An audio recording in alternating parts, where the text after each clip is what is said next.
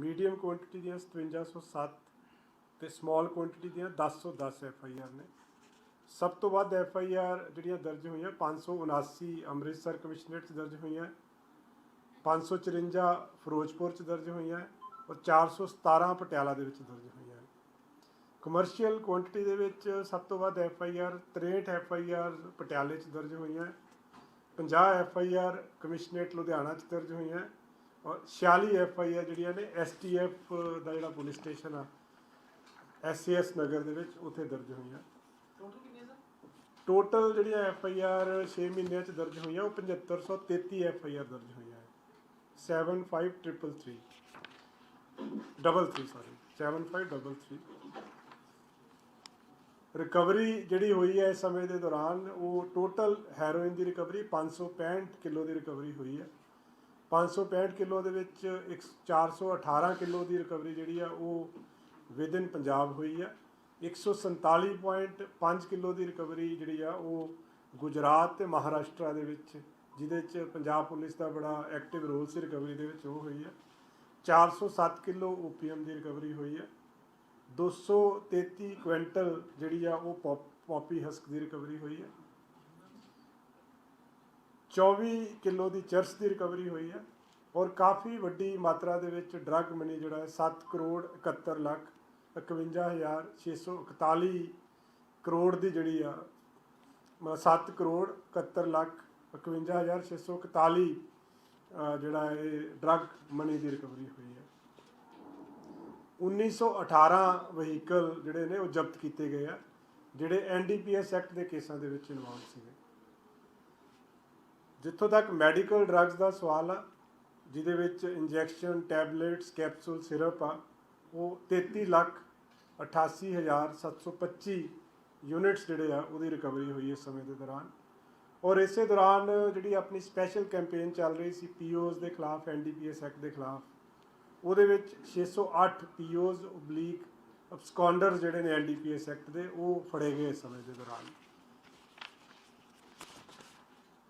ਜਿਹੜਾ ਹੋਣ ਵਾਲਾ ਹਫਤਾ ਸੀਗਾ, ਕਿਉਂਕਿ ਹਫਤਾਵਾਰ ਆਪਾਂ ਹਮੇਸ਼ਾ ਪ੍ਰੈਸ ਕਾਨਫਰੰਸ ਕਰਦੇ, ਇਸ ਹਫਤੇ ਦੇ ਵਿੱਚ 247 FIR ਦਰਜ ਹੋਈਆਂ ਅਤੇ 311 ਅਕਿਊਜ਼ ਜਿਹੜੇ ਨੇ ਅਰੈਸਟ ਕੀਤੇ ਆ।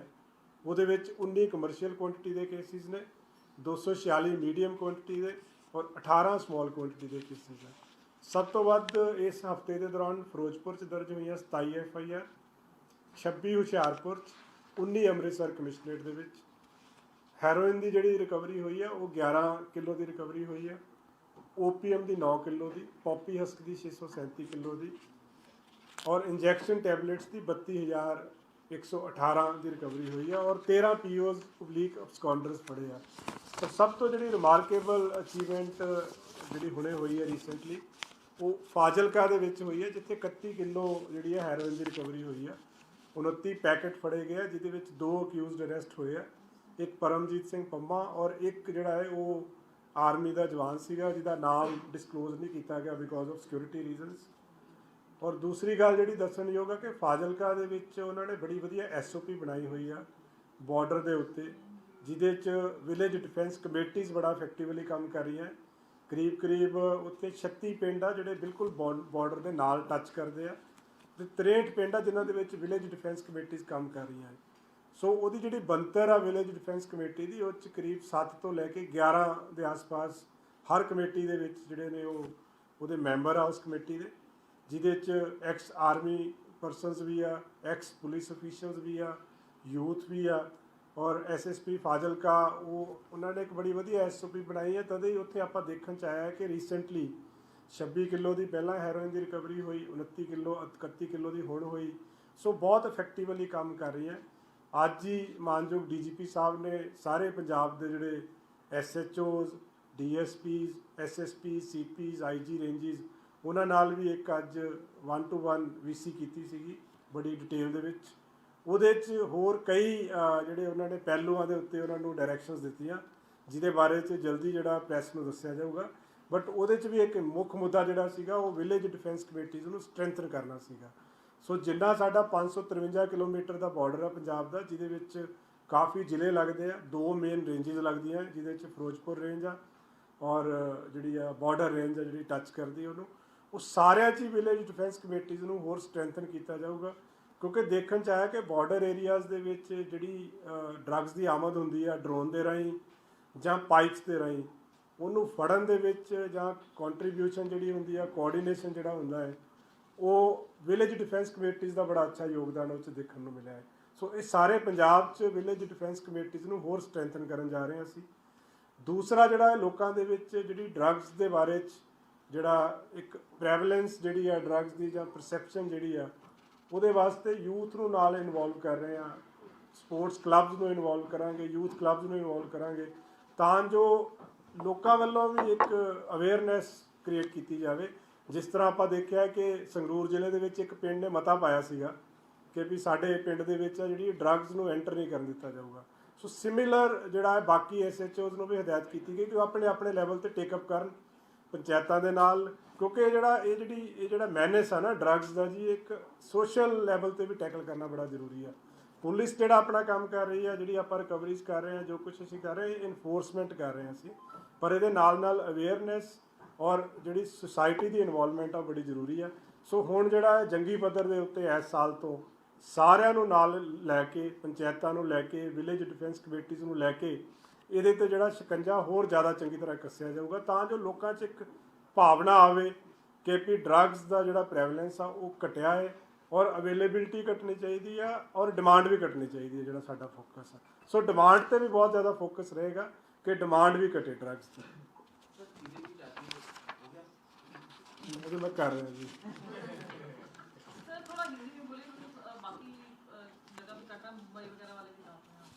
जी जी जी जो आज जो हुआ है ना, जो वहाँ पे जो AGTF के कोऑर्डिनेशन से मुंबई में, उसमें जो प्राइम ऑफिस आई अभी हमारे पास इंफॉर्मेशन आई है, बाकी डिटेल्स अभी अवेटेड है उसमें।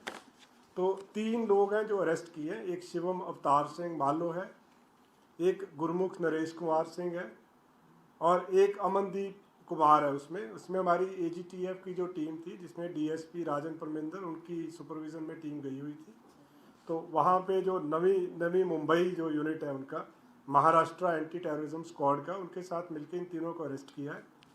एक मर्डर केस है नवां शहर का, मक्खन मर्डर केस, जो काफ़ी सेंसेशनल मर्डर था, उसमें ये तीनों वांटेड थे। सोनू खत्री के ये एसोसिएट्स हैं तीनों। सो अभी हमारी टीम वहीं पे है। फर्दर जो इनकी जो इंटेरोगेशन है और इस केस की इन्वेस्टिगेशन है वो भी चल रही है, और जैसे और डिटेल्स आएगी हम शेयर करेंगे। ਇਹਦੇ ਵਿੱਚ 3 ਬੰਦੇ ਅਸੀਂ, ਜਿਹੜੀ ਸਾਡੀ ਐਂਟੀ ਗੈਂਗਸਟਰ ਟਾਸਕ ਫੋਰਸ ਆ, ਉਹਨਾਂ ਨੇ ਤੇ ਨਵੀਂ ਮੁੰਬਈ ਦੀ ਜਿਹੜੀ ਐਂਟੀ ਟੈਰਰਿਸਟ ਸਕੁਆਡ ਆ, ਉਹਨਾਂ ਦੇ ਨਾਲ ਮਿਲ ਕੇ ਇੱਕ ਜੁਆਇੰਟ ਆਪਰੇਸ਼ਨ ਦੇ ਵਿੱਚ DSP ਰਾਜਨ ਪਰਮਿੰਦਰ ਆ, ਉਹਨਾਂ ਦੀ ਸੁਪਰਵਿਜ਼ਨ ਦੇ ਵਿੱਚ 3 ਬੰਦਿਆਂ ਨੂੰ ਅਰੈਸਟ ਕੀਤਾ ਹੈ, ਜਿਹਦੇ 'ਚ ਇੱਕ ਸ਼ਿਵਮ ਅਵਤਾਰ ਸਿੰਘ ਮਾਲੋ ਆ, ਇੱਕ ਗੁਰਮੁਖ ਨਰੇਸ਼ ਕੁਮਾਰ ਸਿੰਘ ਆ ਔਰ ਇੱਕ ਅਮਨਦੀਪ ਕੁਮਾਰ ਏਲੀਅਸ ਰਾਂਚੋ ਆ। ਇਹਨਾਂ ਤਿੰਨਾਂ ਨੂੰ ਅਰੈਸਟ ਕੀਤਾ ਹੈ। ਇੱਕ ਮੱਖਣ ਮਰਡਰ ਕੇਸ ਹੋਇਆ ਸੀਗਾ, ਉਸ ਕੇਸ ਦੇ ਵਿੱਚ ਇਹ ਤਿੰਨੋਂ ਵਾਂਟਡ ਸੀਗੇ। ਤਿੰਨੋਂ ਸੋਨੂ ਖੱਤਰੀ ਜਿਹੜਾ ਉਹਦੇ ਸੋਨੂ ਖੱਤਰੀ ਦੇ ਇਹ ਐਸੋਸੀਏਟਸ ਨੇ ਤਿੰਨੋਂ। ਔਰ ਫਰਦਰ ਇਹਦੀ ਇਨਵੈਸਟੀਗੇਸ਼ਨ ਅਜੇ ਜਿਹੜੀ ਆ ਉਹ ਜਾਰੀ ਆ। ਟੀਮ ਸਾਡੀ ਅਜੇ ਉੱਥੇ ਹੀ ਆ। ਜਦੋਂ ਵਾਪਸ ਆਉਣਗੇ ਫਰਦਰ ਇਹਨਾਂ ਦੀ ਪੁੱਛਗਿੱਛ ਤੋਂ ਬਾਅਦ ਜੋ ਹੋਰ ਡਿਟੇਲਸ ਆਉਣਗੀਆਂ ਉਹ ਮੀਡੀਆ ਦੇ ਨਾਲ ਸਾਰੀਆਂ शेयर ਕੀਤੀਆਂ जाएंगी। ये अभी वेरीफाई कर रहे हैं, बिकॉज ये दोनों जो है ये सारे आपस में लिंक्ड हैं। रिंदा है, सोनू खत्री है, सारे लिंक्ड हैं। सो बट डायरेक्ट एसोसिएट्स ये सोनू खत्री के हैं, और बाकी जो रिंदा के बारे में भी अभी वेरीफाई किया जा रहा है इसमें।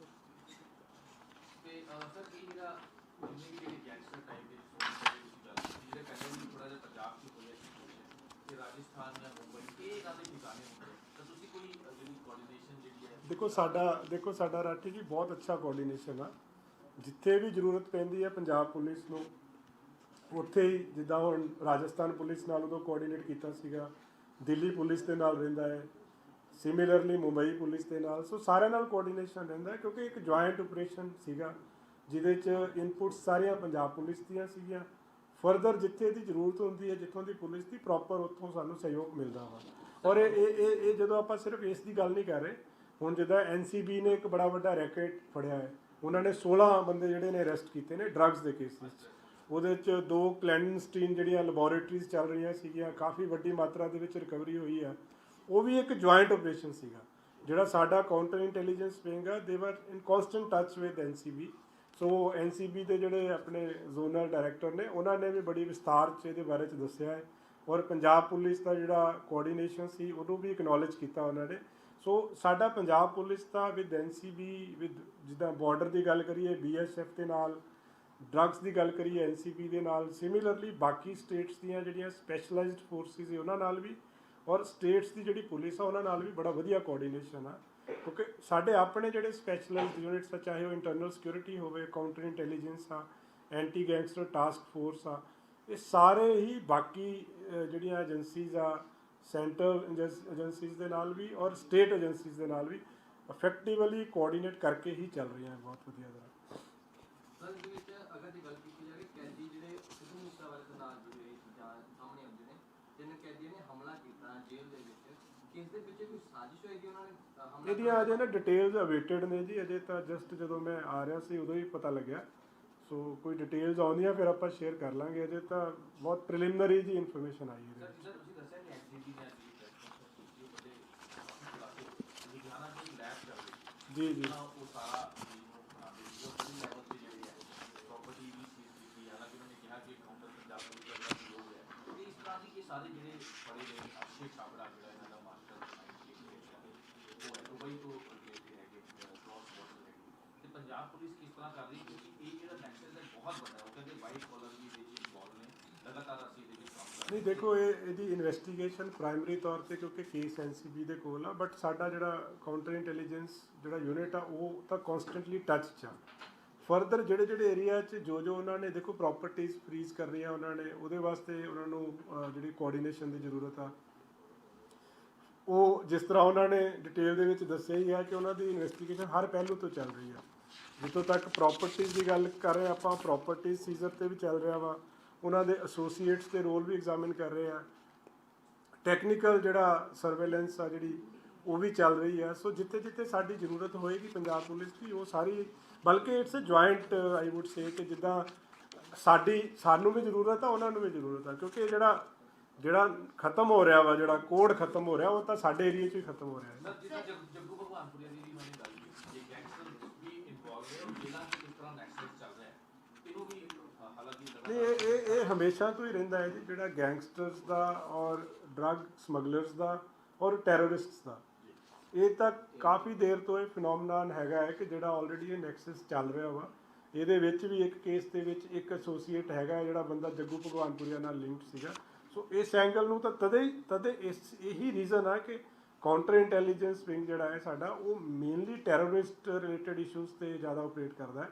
ਔਰ ਇਸ ਕੇਸ ਦੇ ਵਿੱਚ ਬਿਕੋਜ਼ ਇੱਕ ਕਾਮਨ ਐਂਗਲ ਸੀਗਾ ਨਾਰਕੋ ਟੈਰਰਿਜ਼ਮ ਦਾ ਵੀ, ਸਮਗਲਿੰਗ ਦਾ ਵੀ ਸਾਰਾ, ਉਸ ਕਰਕੇ ਉਹਨਾਂ ਨਾਲ ਲਗਾਤਾਰ ਟੱਚ ਦੇ ਵਿੱਚ ਨੇ। ਔਰ ਇਹ ਫਰਦਰ ਜਿਹੜੀ ਇਨਵੈਸਟੀਗੇਸ਼ਨ ਸਾਡੀ ਚੱਲ ਰਹੀ ਆ ਉਹਦੇ ਵਿੱਚ ਵੀ ਅਸੀਂ ਟੱਚ 'ਚ ਵੀ ਰਵਾਂਗੇ, ਔਰ ਜਿੱਥੇ ਜਿੱਥੇ ਜ਼ਰੂਰਤ ਪੈਂਦੀ ਆ ਉਹਨਾਂ ਨੂੰ ਸਾਡੀ ਜਾਂ ਸਾਨੂੰ ਉਹਨਾਂ ਦੀ ਉਹ ਸਾਰਾ ਪ੍ਰੋਪਰ ਕੀਤਾ ਜਾਏਗਾ। ਸਰ ਐਨਸੀਬੀ ਨੇ ਅੱਜ ਇਹ ਗੱਲ ਵੀ ਕਹੀ ਹੈ, ਕਹਿੰਦੇ ਕਿ ਹਾਲੇ ਵੀ ਜਿਹੜੀ ਤਸਕਰੀ ਹੋ ਰਹੀ ਹੈ ਜਾਂ ਜੋ ਵੀ ਪਲੈਨਿੰਗ ਹੋਈ ਹੈ, ਜੇਲ੍ਹਾਂ ਦੇ ਵਿੱਚ ਬੈਠੇ ਗੈਂਗਸਟਰਸ ਕਰ ਰਹੇ ਨੇ, ਅੰਦਰ ਹੀ ਮੀਟਿੰਗਸ ਹੋ ਰਹੀਆਂ ਨੇ, ਅੰਦਰੋਂ ਹੀ ਸਾਰੀ ਕਾਲਸ ਜਾ ਰਹੀਆਂ ਨੇ, ਉਹਦੇ ਵਾਸਤੇ ਪੰਜਾਬ ਪੁਲਿਸ ਨਹੀਂ ਦੇਖੋ ਉਹਦੇ ਵਾਸਤੇ ਪਿਛਲੀ ਵਾਰੀ ਨਾ ਡੀਜੀਪੀ ਸਾਹਿਬ ਨੇ ਕਾਫੀ ਡਿਟੇਲ 'ਚ ਦੱਸਿਆ ਸੀਗਾ।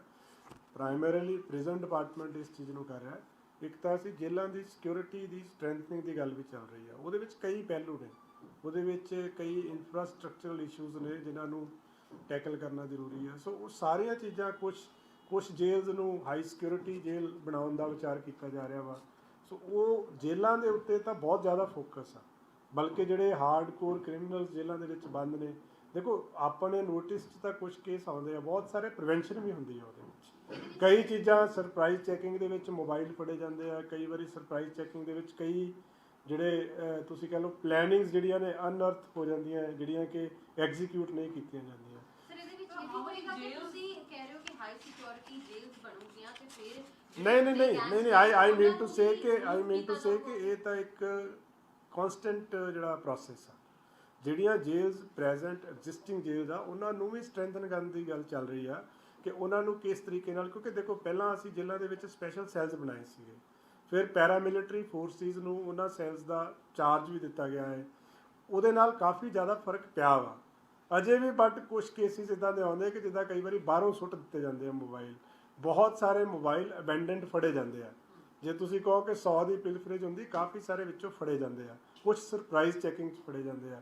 ਇਨ ਸਪਾਈਟ ਆਫ ਦੈਟ ਇਨਸੀਡੈਂਟਸ ਇੱਦਾਂ ਦੇ ਨੋਟਿਸ 'ਚ ਆ ਰਹੇ ਆ ਕਿ ਜਿੱਥੇ ਮਿਸਯੂਜ਼ ਮੋਬਾਈਲਸ ਦਾ ਹੋ ਰਿਹਾ ਵਾ ਫॉर ਕ੍ਰਿਮੀਨਲ ਐਕਟੀਵਿਟੀ। ਸੋ ਉਹ ਲਗਾਤਾਰ ਇਹ ਇੱਕ ਕਨਸਟੈਂਟ ਸਾਡਾ ਪ੍ਰੋਸੈਸ ਜਾਰੀ ਆ ਕਿ ਇਹਨੂੰ ਕੁਝ ਟਾਈਮ ਦੇ ਵਿੱਚ ਆਈ ਫੀਲ ਕਿ ਜੇ ਹੁਣ prison department and police department ਇਹਨੂੰ ਇਸ ਚੀਜ਼ ਨੂੰ ਕਰਬ ਕਰ ਦੇਵਾਂਗੇ ਅਸੀਂ over a period of time. ਅੱਜ ਤੱਕ ਤੁਸੀਂ ਕਿਹਾ ਕਿ ਪਿੰਡਾਂ ਦੀਆਂ ਪੰਚਾਇਤਾਂ ਨੂੰ ਸ਼ਾਮਲ ਕਰਾਂਗੇ, ਉਹ ਕਿਸ ਤਰੀਕੇ ਨਾਲ ਤੁਸੀਂ ਉਹਨਾਂ ਨੂੰ ਦੇਖੋ ਇਹਦੇ ਵਿੱਚ ਨਾ ਜੀ ਇੱਕ ਪੰਚਾਇਤ ਨੇ ਪਿੱਛੇ ਮਤਾ ਪਾਇਆ ਸੀਗਾ ਕਿ ਜਿਹੜਾ ਸਾਡੇ ਪਿੰਡ ਦੇ ਵਿੱਚ ਕੋਈ ਵੀ ਡਰੱਗਸ ਵੇਚੇਗਾ ਉਹਦੇ ਖਿਲਾਫ ਉਹਨਾਂ ਨੇ ਫਾਈਨ ਅਨਾਉਂਸ ਕੀਤਾ ਸੀਗਾ। ਸੋ ਇੱਕ ਤਾਂ ਇਹ ਹੈਗਾ ਹੈ ਕਿ ਪੰਚਾਇਤਾਂ ਦੇ ਵਿੱਚ ਵੀ ਵਾਂਟ ਕਿ ਪੰਚਾਇਤਾਂ ਆਪ ਮੁਹਾਰੀ ਅੱਗੇ ਆਉਣ ਕਿ ਅਸੀਂ ਆਪਣੇ ਪਿੰਡ ਨੂੰ ਡਰੱਗ ਫ੍ਰੀ ਕਰਨਾ ਵਾ। ਕਈ ਵਾਰੀ ਆਪਾਂ ਦੇਖੋ ਆਪਾਂ ਵੀ ਪਿੰਡਾਂ ਦੇ ਰਹਿਣ ਵਾਲੇ ਆ, ਆਪਾਂ ਕਈ ਵਾਰੀ ਦੇਖਿਆ ਕਿ ਕੋਈ ਬੰਦਾ ਛੋਟੇ ਲੈਵਲ ਤੇ ਨਸ਼ਾ ਵੇਚਦਾ ਹੁੰਦਾ ਹੈ, ਪਿੰਡ 'ਚ ਲੋਕਾਂ ਨੂੰ ਪਤਾ ਵੀ ਹੁੰਦਾ, ਪਰ ਉਹਦੇ ਬਾਵਜੂਦ ਵੀ ਹਰ ਬੰਦਾ ਸੋਚਦਾ ਕਿ ਮੇਰਾ ਕੀ ਕੰਮ ਹੈ ਇਹਦੇ 'ਚ, ਕਿ ਪੁਲਿਸ ਆਵੇ ਪੁਲਿਸ ਕਰੇ। ਸੋ ਜਿੱਥੇ ਪੰਚਾਇਤਾਂ ਜਿਹੜੀਆਂ ਪਹਿਲ ਕਦਮੀ ਕਰਨਗੀਆਂ, ਲੋਕ ਪਹਿਲ ਕਦਮੀ ਕਰਨਗੇ ਤੇ ਇਦਾਂ ਦੇ ਬੰਦਿਆਂ ਨੂੰ ਨੱਥ ਪਾਈ ਜਾ ਸਕਦੀ ਆ। ਦੂਸਰਾ ਮਾਨਯੋਗ ਸੀਐਮ ਸਾਹਿਬ ਨੇ ਪਿੱਛੇ ਅਨਾਉਂਸ ਵੀ ਕੀਤਾ ਸੀ, ਇੱਕ ਹਾਈ ਲੈਵਲ ਦੀ ਮੀਟਿੰਗ ਹੋਈ ਸੀ ਜਿਹੜੀ ਡੀਜੀਪੀ ਸਾਹਿਬ ਵੀ ਗਏ ਸੀਗੇ ਉਸ ਮੀਟਿੰਗ, ਸਾਰੇ ਆਫੀਸਰ ਗਏ ਸੀ। ਉਹਦੇ 'ਚ ਵੀ ਅਨਾਉਂਸ ਕੀਤਾ ਗਿਆ ਸੀ ਕਿ ਜਿਹੜੀਆਂ ਪੰਚਾਇਤਾਂ ਇਹ ਇਨਸ਼ੋਰ ਕਰਨਗੀਆਂ ਕਿ ਸਾਡੇ ਪਿੰਡ ਦੇ ਵਿੱਚ ਅਸੀਂ ਨਸ਼ਾ ਨਹੀਂ ਵਿਕਣ ਦੇਣਾ, ਮਤੇ ਪਾਉਣਗੀਆਂ, ਉਸ ਮਤੇ ਨੂੰ ਇੰਪਲੀਮੈਂਟ ਕਰਨਗੀਆਂ ਤਾਂ ਉਹਨਾਂ ਨੂੰ ਵਾਜਿਬ ਇਨਾਮ ਵੀ ਦਿੱਤਾ ਜਾਏਗਾ। ਸੋ ਉਹਦੇ ਬਾਰੇ ਵੀ ਵਿਚਾਰ ਹੋ ਰਿਹਾ। ਸੋ ਆਪਾਂ ਇਹ ਚਾਹੁੰਦੇ ਹਾਂ ਕਿ ਇਹ ਇੱਕ ਦੇਖੋ ਜਿੱਦਾਂ ਆਪਾਂ ਮੈਂ ਗੱਲ ਪਹਿਲਾਂ ਕੀਤੀ ਕਿ ਇਨਫੋਰਸਮੈਂਟ ਇੱਕ ਪਾਰਟ ਹੈ। ਇਨਫੋਰਸਮੈਂਟ ਦੇ ਵਿੱਚ ਆਪਾਂ ਡਰੱਗਸ ਫੜਦੇ ਹਾਂ, ਕੋਈ ਬਾਰਡਰ ਤੋਂ ਆਈ, ਕੋਈ ਟ੍ਰਾਂਜ਼ਿਟ ਰੂਟ ਤੇ ਫੜੀ, ਕੋਈ ਕਿਤੇ ਫੜੀ। ਸੋ ਉਹ ਹੈਗਾ ਕਿ ਤਾਂ ਜੋ ਲੋਕਾਂ ਤੱਕ ਪਹੁੰਚਣ ਨਾ ਦਿੱਤੀ ਜਾਵੇ। ਉਹਦੇ ਬਾਵਜੂਦ ਵੀ ਬਹੁਤ ਸਾਰੀ ਪਿਲਫਰੇਜ ਹੋ ਜਾਂਦੀ ਹੈ ਕਿਉਂਕਿ ਹਰ ਚੀਜ਼ ਨੂੰ ਚੈੱਕ ਕਰਨਾ ਪੋਸੀਬਲ ਕਈ ਵਾਰੀ ਨਹੀਂ ਹੋ ਪਾਉਂਦਾ। ਅਸੀਂ ਇਹ ਚਾਹੁੰਦੇ ਹਾਂ ਕਿ ਗਰਾਊਂਡ ਲੈਵਲ ਦੇ ਉੱਤੇ ਪਿੰਡਾਂ ਦੇ ਵਿੱਚ ਇਸ ਤਰ੍ਹਾਂ ਦਾ ਮਾਹੌਲ ਕ੍ਰੀਏਟ ਕਰ ਦਿੱਤਾ ਜਾਵੇ ਕਿ ਕੋਈ ਬੰਦਾ ਡਰੱਗਸ ਵੇਚਣ ਦੀ ਹਿੰਮਤ ਹੀ ਨਾ ਕਰੇ। ਪਿੰਡਾਂ ਦੇ ਵਿੱਚ, ਪਿੰਡਾਂ 'ਚ ਇਸ ਤਰੀਕੇ ਦਾ ਮਾਹੌਲ ਹੋਵੇ ਕਿ ਜਿਹੜਾ ਬੰਦਾ ਡਰੱਗਸ ਵੇਚਦਾ ਹੈ ਉਹਦਾ ਸੋਸ਼ਲ ਬਾਈਕਾਟ ਹੋਵੇ, ਉਹਦੇ ਖਿਲਾਫ ਕਾਰਵਾਈ ਹੋਵੇ, ਉਹਦੀ ਇਨਫੋਰਮੇਸ਼ਨ ਸ਼ੇਅਰਿੰਗ ਹੋਵੇ ਪੁਲਿਸ ਦੇ ਨਾਲ, ਤਾਂ ਜੋ ਦੋਨੇ ਪਹਿਲੂਆਂ ਤੋਂ, ਹਰ ਪਹਿਲੂ ਤੋਂ ਕੱਟ ਆਫ ਹੋ ਜਾਏ ਉਹ ਬੰਦਾ। ਸੋ ਉਹਦੇ ਨਾਲ ਇੱਕ ਮੁਹਿੰਮ ਪਿੰਡਾਂ ਦੇ ਵਿੱਚ ਛਿੜੇਗੀ ਜਿਹਦੇ ਨਾਲ ਸਾਨੂੰ ਇਹ ਲੱਗਦਾ ਹੈ ਕਿ ਉਹਦੇ ਨਾਲ ਆਪਾਂ ਇਸ ਚੀਜ਼ ਦੇ ਉੱਤੇ ਠੱਲ ਪਾਵਾਂਗੇ ਕਿਉਂਕਿ ਡਿਮਾਂਡ ਨੂੰ ਘਟਾਉਣਾ ਜ਼ਰੂਰੀ ਆ।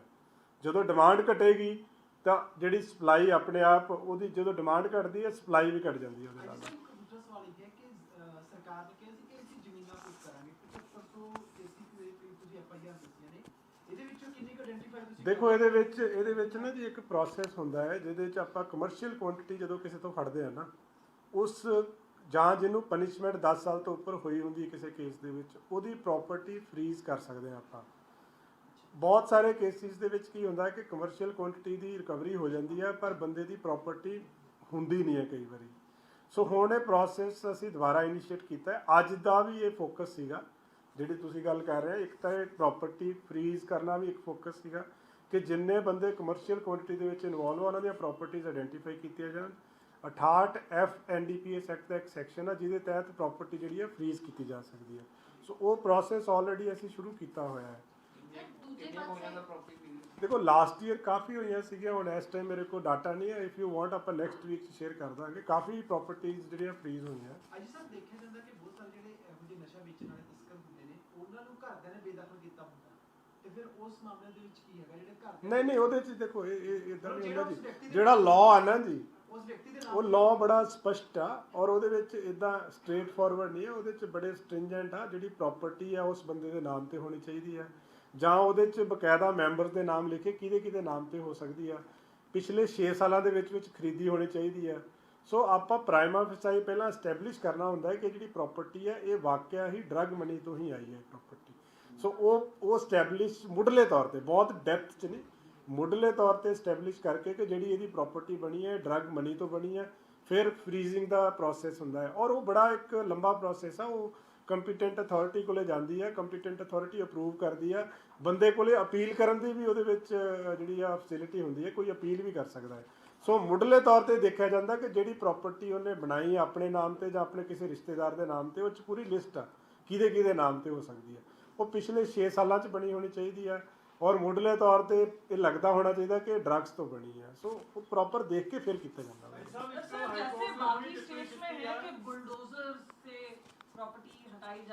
नहीं, हम जो whatever जो लीगल मीन्स है हमारे पास वो सारे हम यूज़ कर रहे हैं इसमें। तो फ्रीज करना जो है that is through proper channel under 68 F NDPS act में ही होता है, उसी में ही हम करते हैं इसको। नहीं नहीं, जो लॉफुल प्रोसेस है we follow the lawful process. ਅੱਜ ਸਾਹਿਬ ਇੱਕ ਹਾਈ ਕੋਰਟ ਨੇ ਬੜੀ ਹੁਣੇ ਰਿਮਾਰਕਸ ਦਿੱਤੀ ਹੈ ਇੱਕ ਡਰੱਗ ਪੈਡਲਰ ਦੀ ਬੇਸ ਤੇ ਕਿ ਪੰਜਾਬ ਵਿੱਚ ਖਰੀਦਦਾਰ ਦੀ ਤੇ ਵੇਚਣ ਵਾਲੇ ਦੀ ਬਹੁਤ ਜ਼ਿਆਦਾ ਵੱਧ ਗਈ ਆ। ਕੀ ਕਾਰਨ ਹੈ, ਕੀ ਸਮਝਦੇ ਹੋ ਤੁਸੀਂ, ਪਹਿਲਾਂ ਨਾਲੋਂ ਡਰੱਗ ਜ਼ਿਆਦਾ ਹੋ ਗਿਆ ਕਿ ਨਹੀਂ ਨਹੀਂ, ਦੇਖੋ ਇਹ ਨਹੀਂ ਜੀ, ਡਰੱਗਸ ਦੀ ਪ੍ਰੈਵਲੈਂਸ ਤਾਂ ਜਿਹੜੀ ਆ ਉਹ ਐਗਜ਼ਿਸਟ ਕਰਦੀ ਆ, ਤਦੇ ਹੀ ਆਪਾਂ ਇੰਨੀ ਸਪੈਸ਼ਲ ਕੈਂਪੇਨ ਚਲਾਈ ਡਰੱਗਸ ਦੇ ਖਿਲਾਫ। ਕੈਂਪੇਨ ਚਲਾਉਣ ਦਾ ਮਤਲਬ ਇਹ ਹੈ ਕਿ ਜਿਹੜੀ ਇੱਕ ਮੈਨੇਜ ਸੁਸਾਇਟੀ ਦੇ ਵਿੱਚ ਹੈਗਾ ਵਾ, ਪਰ ਸਾਡਾ ਹੁਣ ਜਿਹੜਾ ਫੋਕਸ ਆ ਉਹ ਹੈਗਾ ਕਿ ਬੈਕਵਰਡ ਫਾਰਵਰਡ ਲਿੰਕੇਜ ਸਾਰਿਆਂ ਨੂੰ ਫੜਿਆ ਜਾਵੇ। ਜਿਹਦੇ ਤੋਂ ਡਰੱਗ ਫੜੀ ਜਾਂਦੀ ਆ ਉਹ ਪਿੱਛੋਂ ਕਿੱਥੋਂ ਲੈ ਕੇ ਆਇਆ ਸੀ, ਉਹਨੇ ਅੱਗੇ ਕਿੱਥੇ ਸਪਲਾਈ ਕਰਨੀ ਸੀਗੀ। ਹੁਣ ਇਹ ਦੇਖੋ, ਇਹ ਪੁਲਿਸ ਦੀ ਐਕਟਿਵਨੈਸ ਹੀ ਆ, ਤੇ ਇੰਨੀ ਵੱਡੀ ਕੁਆਂਟੀਟੀ ਦੇ ਵਿੱਚ ਹੁਣ ਫਾਜ਼ਿਲਕਾ ਦੇ ਵਿੱਚ 31 ਕਿਲੋ ਦੀ ਜਿਹੜੀ ਡਰੱਗ ਆ ਫੜੀ ਗਈ ਆ, ਸਿਰਫ ਉਹਨਾਂ ਦੀ ਪ੍ਰੋ ਐਕਟਿਵਨੈਸ ਕਰਕੇ। ਕਿ ਜਿਹੜੇ ਬੰਦੇ ਆ, ਦੇਖੋ ਇਹਦੇ ਵਿੱਚ ਦੇਖੋ ਕਿੰਨਾ ਮਤਲਬ ਇਹਨਾਂ ਦਾ ਕਿੱਦਾਂ ਦਾ ਸਿਸਟਮ ਆ ਕਿ ਜਿਹੜੇ ਬੰਦੇ ਨੇ ਉੱਥੋਂ ਚੱਕੀ ਆ ਉਹਨੂੰ ਨਹੀਂ ਪਤਾ ਸੀ ਕੌਣ ਉਹਨੂੰ ਡਾਇਰੈਕਸ਼ਨ ਦੇ ਰਿਹਾ, ਜਿੱਥੇ ਉਹਨੇ ਪਹੁੰਚਾਉਣੀ ਉਹਨੂੰ ਨਹੀਂ ਪਤਾ, ਉਹ ਇੱਕ ਚੁੱਕ ਕੇ ਅੱਗੇ ਪਹੁੰਚਾਉਣੀ ਸੀ, ਔਰ ਕਿੰਨੀ ਵੱਡੀ ਕੁਆਂਟੀਟੀ ਦੇ ਵਿੱਚ ਉਹ ਸਪਲਾਈ ਕਰ ਰਿਹਾ ਸੀਗਾ। ਸੋ ਇਹ ਜਿਹੜਾ ਇਹ ਤਾਂ ਸਪੈਸ਼ਲ ਕੈਂਪੇਨ ਸਾਡਾ ਚਲਾਇਆ ਹੀ ਇਸ ਲਈ ਗਿਆ ਵਾ। ਔਰ ਜਿਹੜੀ ਤੁਸੀਂ ਗੱਲ ਕਰਦੇ ਆ ਕਿ ਡਿਮਾਂਡ ਵੀ ਹੈਗੀ ਆ, ਸਪਲਾਈ ਵੀ ਹੈਗੀ ਆ, ਉਸੇ ਲਈ ਅਸੀਂ ਇਹ ਬੈਕਵਰਡ ਫਾਰਵਰਡ ਲਿੰਕੇਜ ਤੇ ਜ਼ੋਰ ਦੇ ਰਹੇ ਹਾਂ ਕਿ ਜਿਸ ਤਰ੍ਹਾਂ ਪਹਿਲਾਂ ਆਰਗੇਨਾਈਜ਼ਡ ਤਰੀਕੇ ਨਾਲ ਕਰਦੇ ਸੀ, ਏਡਾ ਵੱਡਾ ਡਰੱਗ ਰੈਕੇਟ ਹੋ ਗਿਆ, ਹੁਣ ਇਹ ਥੋੜਾ ਸਕੈਟਰਡ ਹੋ ਗਿਆ, ਕਈ ਬੰਦੇ ਨਹੀਂ, ਇਹਦੇ ਕਈ ਪਹਿਲੂ ਹੁੰਦੇ ਆ ਜੀ। ਇੱਕ ਚੀਜ਼, ਇੱਕ ਥਿਊਰੀ ਨਹੀਂ ਆਪਾਂ ਕਹਿ ਸਕਦੇ, ਕਿਉਂਕਿ ਜਿਹੜਾ ਸਿੰਥੈਟਿਕ ਡਰੱਗ ਹੈ ਨਾ, ਜਿਹੜਾ ਮੈਡੀਕਲ ਤੇ ਸਿੰਥੈਟਿਕ ਡਰੱਗ ਹੈ, ਕਿਉਂਕਿ ਬਹੁਤ ਛੋਟੀ ਕੁਆਂਟੀਟੀ ਦੇ ਵਿੱਚ ਵੀ ਕੈਰੀ ਕਰਦੇ ਆ ਲੋਕ।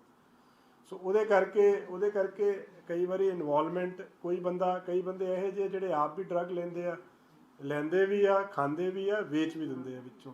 ਸੋ ਉਹ ਉਸੇ ਕਰਕੇ ਅਸੀਂ ਹੁਣ ਇੱਕ ਨਵਾਂ ਅੱਜ ਫੇਰ ਕੀਤਾ ਕਿ ਹਰ ਪੁਲਿਸ ਸਟੇਸ਼ਨ, ਪਹਿਲਾਂ ਤਾਂ ਆਪਾਂ ਜ਼ਿਲ੍ਹਾ ਲੈਵਲ ਤੇ ਹੌਟ ਸਪੌਟਸ ਆਇਡੈਂਟੀਫਾਈ ਕਰ ਰਹੇ ਸੀ, ਹੁਣ ਅਸੀਂ ਕੀਤਾ ਪੁਲਿਸ ਸਟੇਸ਼ਨ ਲੈਵਲ ਤੇ, SHO ਆਪਣੇ ਲੈਵਲ ਤੇ ਲੋਕਾਂ ਨਾਲ ਪਬਲਿਕ ਮੀਟਿੰਗਸ ਕਰਕੇ ਉਹਨਾਂ ਤੋਂ ਫੀਡਬੈਕ ਲੈ ਕੇ ਹੌਟ ਸਪੌਟਸ ਆਇਡੈਂਟੀਫਾਈ ਕਰਨ, ਫਿਰ ਉਹ ਹੌਟ ਸਪੌਟਸ ਤੇ ਸਪੈਸੀਫਿਕ ਕੈਂਪੇਨ ਚਲਾ ਕੇ ਉਹਨਾਂ ਏਰੀਆਜ਼ ਨੂੰ ਡਰੱਗ ਫ੍ਰੀ ਕਰਨ।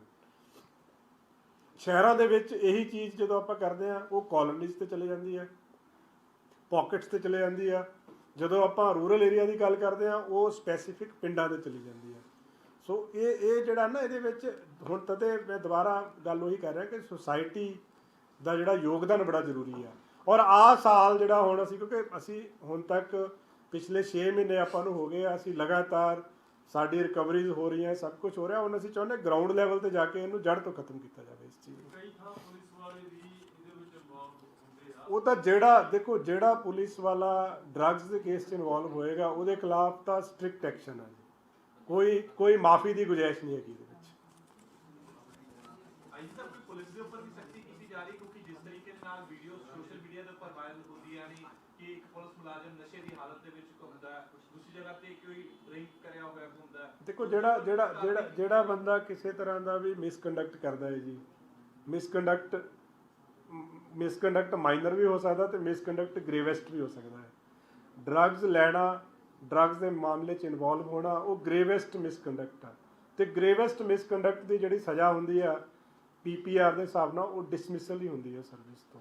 ਸੋ ਉਹ ਜਿਹੜਾ ਬੰਦਾ ਇਹੋ ਜਿਹੇ ਕੰਮ 'ਚ ਪਾਇਆ ਜਾਏਗਾ ਉਹਦੇ ਖਿਲਾਫ ਸਖਤ ਕਾਰਵਾਈ ਕੀਤੀ ਜਾਵੇਗੀ। ਪੰਜਾਬ ਪੁਲਿਸ ਦਾ ਜਵਾਨ ਸ਼ਹੀਦ ਹੋਇਆ, ਉਹ ਆਪਣੀ ਜਿਹੜੀ ਡਿਊਟੀ ਨਿਭਾ ਰਿਹਾ ਸੀ, ਤਾਂ ਉਹਦੇ ਵਿੱਚ ਗੱਲ ਕੀਤੀ ਜਾਵੇ ਹਥਿਆਰਾਂ ਦੇ ਨਾਲ ਜਦੋਂ ਉਹਨਾਂ ਤੇ ਫਾਇਰ ਕੀਤੇ ਜਾਂਦੇ ਨੇ ਤਾਂ ਜਵਾਬੀ ਦੇ ਵਿੱਚ ਕੀ ਲੱਗਦਾ ਹਥਿਆਰ ਕਿੱਥੋਂ ਆਉਂਦੇ ਨੇ? ਫਿਰ ਵੀ ਅਜਿਹਾ ਘਟਨਾ ਦੇਖੋ, ਇਹ ਜਿਹੜਾ ਇਹ ਵਾਲਾ ਇਨਸੀਡੈਂਟ ਹੋਇਆ ਉਹਦੇ ਵਿੱਚ 3 ਜਿਹੜੇ ਨੇ ਉਹ ਅਕਿਊਜ਼ਡ ਇੰਜਰਡ ਹੋਏ ਆ, ਇੱਕ ਅਬਸਕੌਂਡਿੰਗ ਆ, ਉਹ ਵੀ ਫੜਿਆ ਜਾਏਗਾ।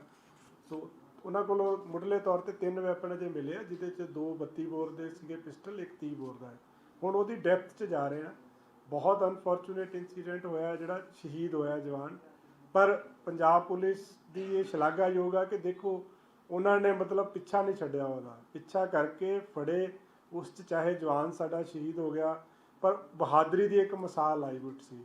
ਜਿਹੜੀ ਗੱਲ ਤੁਸੀਂ ਕਰ ਰਹੇ ਹੋ ਇਹਦੀ ਵੈਪਨਸ ਦੀ ਕਿੱਥੋਂ ਆਏ, ਉਹਦੇ 'ਚ ਸਾਰੀ ਅਸੀਂ ਡੈਪਥ ਦੇ ਵਿੱਚ ਜਾਵਾਂਗੇ। ਹੁਣ ਇਹਨਾਂ ਨੂੰ ਹੁਣ ਜਦੋਂ ਪੁੱਛਗਿੱਛ ਤੇ ਕਾਬਲ ਹੁੰਦੇ ਆ, ਫਿਰ ਪੁੱਛਗਿੱਛ ਕਰਕੇ ਫਰਦਰ ਇਨਵੈਸਟੀਗੇਸ਼ਨ। ਦੇਖੋ, ਹਾਰਡਕੋਰ ਕ੍ਰਿਮੀਨਲਸ ਤਾਂ ਇਹ ਹੈਗੇ ਹੀ ਆ ਤਿੰਨੋਂ ਹੀ। ਇਹਨਾਂ ਦੇ ਖਿਲਾਫ ਆਲਰੇਡੀ 2-2 3-3 ਪਰਚੇ ਆ, ਮਰਡਰ ਦੇ ਪਰਚੇ ਵੀ ਆ, 307 ਦੇ ਪਰਚੇ ਵੀ ਆ, ਡਕੈਤੀ ਦੇ ਪਰਚੇ ਵੀ ਆ। ਸੋ ਜਿਹੜੇ 3 ਅਕਿਊਜ਼ਡ ਅਰੈਸਟ ਕੀਤੇ ਆ, ਤਿੰਨੋਂ ਹੀ ਹਾਰਡਕੋਰ ਕ੍ਰਿਮੀਨਲਸ ਨੇ। ਫਰਦਰ ਇਹ ਐਸੋਸੀਏਟਸ ਕਿਹਦੇ ਸੀਗੇ ਉਹ ਪੁੱਛਗਿੱਛ 'ਚ ਪਤਾ ਲੱਗੇਗਾ। ਠੀਕ ਹੈ ਜੀ, ਥੈਂਕ ਯੂ। ਹਾਂਜੀ हैप्पी लोहड़ी हो गई। हाँ जी हाँ, लोहड़ी तो बाद ही लेना, एसोसिएट्स पे अलग से एक बाइट लेना। फिर सारे करेंगे, मेरा गला नहीं एक नहीं ज्वाइंट कर लेंगे। नहीं सर इंग्लिश में नहीं मेरा ना गला नहीं, ज्वाइंट कर लो ज्वाइंट कर देना, मेरे को बोल नहीं, मेरा गला थोड़ा खराब है मेरा। नहीं आप, मैं बैठ के बोल देता, रोल कर लो जी, बोलने लगे बैठ के बोल देता।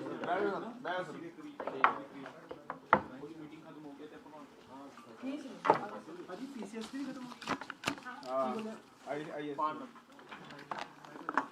मतलब इंग्लिश वर्ड के मैं सेम चीज रिपीट कर रहा सर इनको पता नहीं अंग्रेजी में चाहिए कि नहीं हिंदी में बोल दो सर। सर मैं एक अंग्रेजी में हूँ। मैं एक अंग्रेजी च बोल देना, फिर हिंदी च बोल देना, मेरी अंग्रेजी थोड़ी वीक है। नहीं आप पहले हिंदी में बोलिए मैं इंग्लिश में हैं? अजी तक नहीं नहीं कोई गल सर देश आपके साथ है। नहीं हिंदी च पहले बोल देते, फिर आप पंजाबी शुरू करना जी। फिर सो नहीं पंजाबी च तो बोल तो ਦਿੱਤੀ सर पंजाबी में हो गया, हिंदी में करना। ਜੋ ਹਮਾਰੀ ਐਂਟੀ ਗੈਂਗਸਟਰ ਟਾਸਕ ਤੇ ਜਿਹੜੀ ਆਪਾਂ ਡਰੱਗਸ ਦੀ ਸਪੈਸ਼ਲ ਕੈਂਪੇਨ ਚਲਾਈ ਸੀਗੀ, ਇਹ ਜੁਲਾਈ ਦੇ ਮਹੀਨੇ 'ਚ ਸਪੈਸ਼ਲ ਕੈਂਪੇਨ ਸ਼ੁਰੂ ਕੀਤੀ ਸੀਗੀ। ਸੋ ਇਹਨੂੰ 6 ਮਹੀਨੇ ਹੋ ਗਏ ਆ, ਮਾਨਯੋਗ ਸੀਐਮ ਸਾਹਿਬ ਦੀਆਂ ਹਦਾਇਤਾਂ ਤੇ ਸ਼ੁਰੂ ਕੀਤੀ ਗਈ ਸੀ ਇਹ। ਸੋ 6 ਮੰਥਸ ਦਾ ਪਹਿਲਾਂ ਮੈਂ ਦੱਸਣਾ ਚਾਹੂੰਗਾ ਕਿ ਇਹਨਾਂ 6 ਮਹੀਨਿਆਂ ਦੇ ਵਿੱਚ ਟੋਟਲ 7533 FIR ਦਰਜ ਹੋਈਆਂ ਨੇ, ਜਿਸ 'ਚ 9917 ਅਕਿਊਜ਼ਡ ਜਿਹੜੇ ਨੇ ਅਰੈਸਟ ਕੀਤੇ ਗਏ ਨੇ। ਔਰ ਇਹਨਾਂ ਵਿੱਚੋਂ ਕਮਰਸ਼ੀਅਲ ਕੁਆਂਟੀਟੀ ਦੀਆਂ 852 FIR ਨੇ, ਮੀਡੀਅਮ ਕੁਆਂਟੀਟੀ ਦੀਆਂ 5707 ਤੇ ਸਮਾਲ ਕੁਆਂਟੀਟੀ ਦੀਆਂ 1010 FIR ਨੇ। ਸਭ ਤੋਂ ਵੱਧ FIR ਜਿਹੜੀਆਂ ਦਰਜ ਹੋਈਆਂ 579 ਅੰਮ੍ਰਿਤਸਰ ਕਮਿਸ਼ਨਰੇਟ 'ਚ ਦਰਜ ਹੋਈਆਂ,